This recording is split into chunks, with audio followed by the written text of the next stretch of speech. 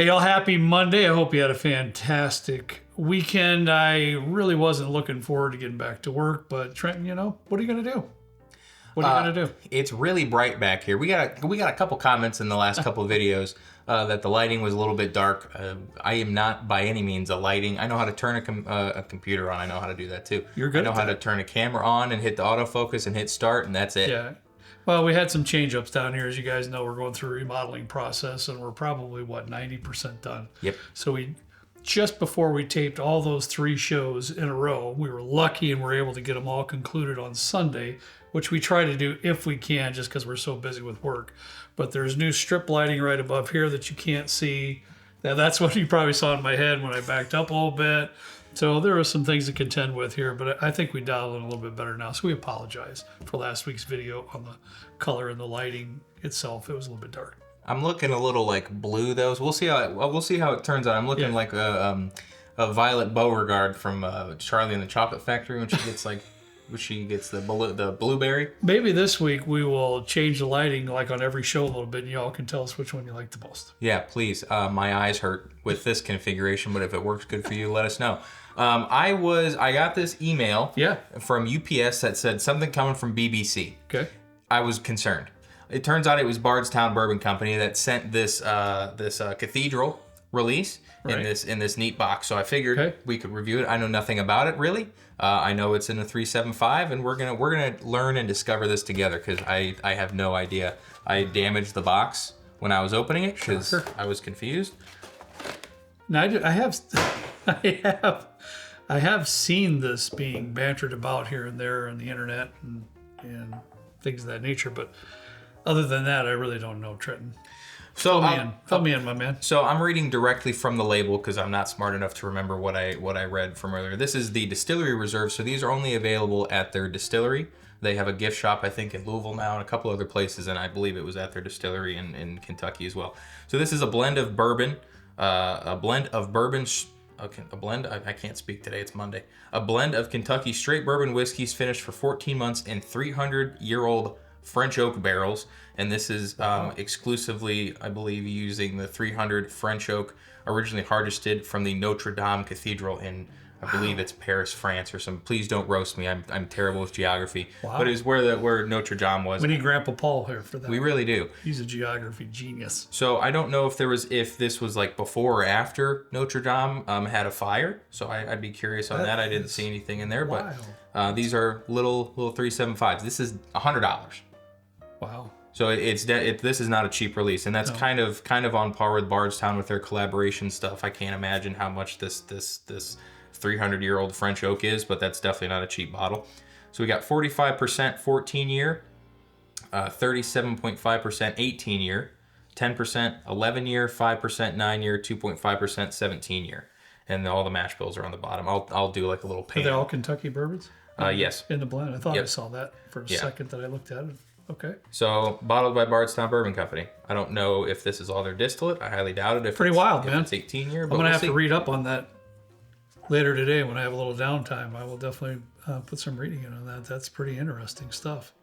And I like French oak. I'm going to promise you that. French oak, I will say, is one of my favorites. It is. It is. Maker's Mark cast strength, 46. Lovely stuff. One of my favorites there, too. French oak. I don't go to any of my Bardstown releases very often. I'll say I do like the Origin series that they have, but I drink more of the rye than the wheated or the straight bourbon. Yeah, I was ecstatic when they came out with the Origin series because just for a little while there, all of their releases just seemed very expensive. Yeah. And not everybody can partake in that, and especially in all of the releases. So Origin, I think they did a fantastic job. It's their own distillate. They did a great job. And the wheat, I forgot they came out with a wheated bourbon. Was it a wheat whiskey? No, it was a wheated bourbon. Yeah. Wheated bourbon, and great job on all that. Loved it. It's typical French oak, bud. Bro, that smells really good. Yeah, actually. I mean, you got that French, you got that vanilla roaming around there, beautiful vanilla icing type stuff, that custardy note in there, that slight honeyed note. So I'm going to ask this question now before we kind of dive into it. It seems like some distilleries are doing their reserve stuff as like 375s. So like Still Austin did a rare stock that was Did a they? 375. Old Foresters, they're like a 117 series is all 375s. That I knew. This is a 375. There's a couple others that are kind of escaping me right now, but what confuses me is that it's usually like limit 2. So you're still getting a 750 anyways, but you have 2 separate bottles. So is it I'm confused about why that is. Why they're doing it that way? Is it to give the percent? Are people not buying 2 when they can? Probably so not. I'd be I mean, curious. if this is $100, probably not a lot of people are going to Yeah. want to buy 2. So I'd be curious what you guys think about it. This will be interesting to see the comments because when you step Right. back, you just get flooded. Dude, I love these strip lights for back there, but anyways, that's a whole nother conversation. Sorry about that, but we'll figure it out. It really smells really, really good. It does. It's fantastic. It's like it's reminding me of like a blueberry muffin, kind of, and I'm not sure why, because it's a French oak. Usually, I get a little bit more vanilla in a French oak, but Wow. Really good. that's very oak forward. It is. It's a bit oaky, but man, I love it. I think it's good. That would make sense for you being a little bit more oak.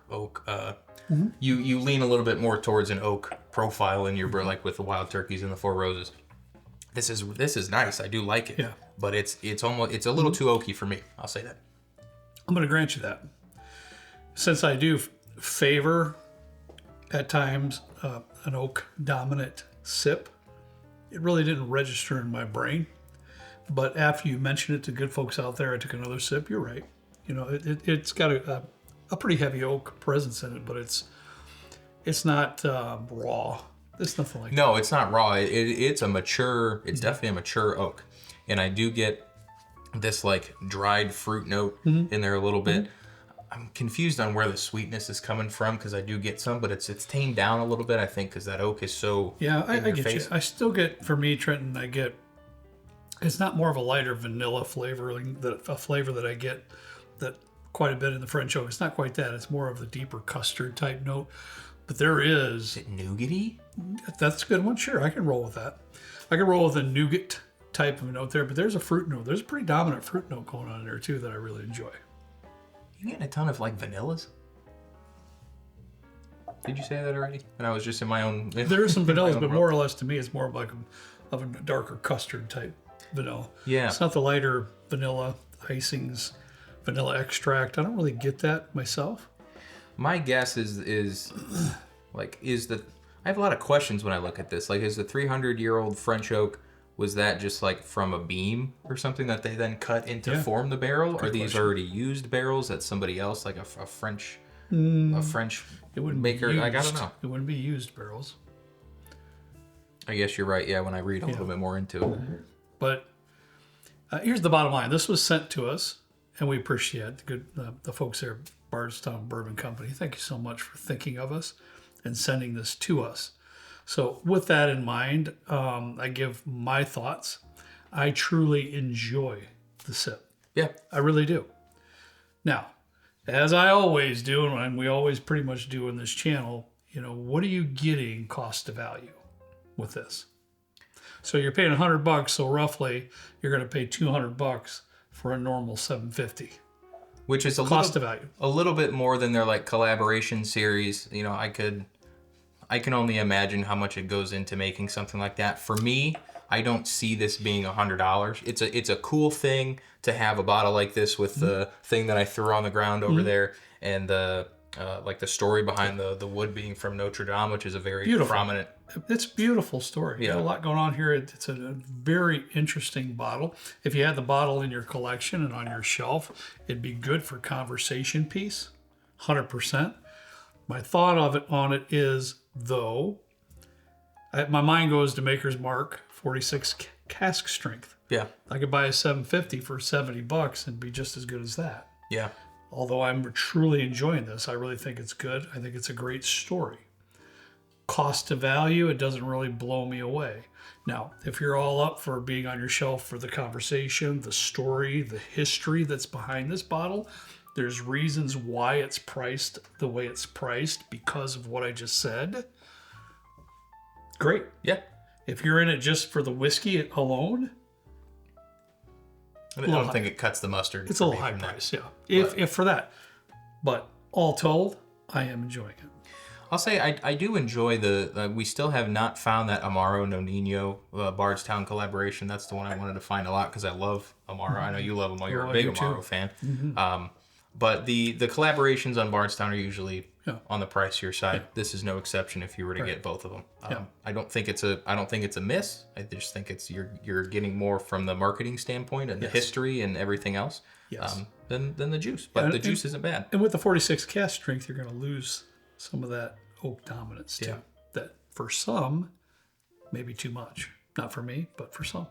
So I will put like some B-roll or something on this if I remember. But some of this like 18 year is 74 18 8 is the mash bill. So I don't know where these are coming from. It's not disclosed, but it's cool to see the breakdown on the back. Yeah. Yes, it is. Yeah. So Bardstown's always really good about being transparent. For the good or the bad. They're very transparent. Even in their past discoveries, when they said the whiskey came from Tennessee, they put it on there. Yeah. They're honest about it. Yeah, they did. So much respect for that. Yeah. All right, buddy. Thanks for bringing it down. You surprised me with that. I didn't know that was even hanging around anywhere, so that was fun. I didn't really either. It just showed up at my doorstep. So let us know in the comments what your thoughts are on this distillery-only release. And the lighting. Make sure the lighting, we'll get it figured out. Don't worry about that. My apologies for the change of lighting above us. That's what's throwing us off mainly. But we'll get it dialed in. Yeah, let us know what you think about that. I'm very curious of everyone's thoughts. Yeah. So when you say distillery only, you got to march your little butt down there and get one. Yeah. Yeah. There's no way you... Or you could buy one on a secondary market. Okay. But yeah. There's no way to get it online or none of that. You have to be there in the distillery.